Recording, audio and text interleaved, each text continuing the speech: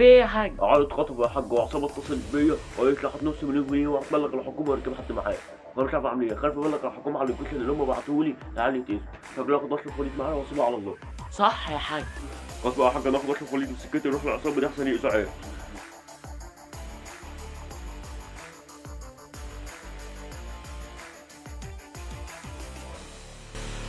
ما عملتوا ايه يا حاج؟ ورمطت يا حاج، انا داخل كيس في دماغي ولا خارج كيس في دماغي وعضم ومعور وناوي وقعت التعديل واشرف وليد الكلاب يقولوا لي. بس الحمد لله جبتهم بألف سلامة. الحمد لله يا حاج، قوم بقى انا بقى دلوقتي عشان تصل.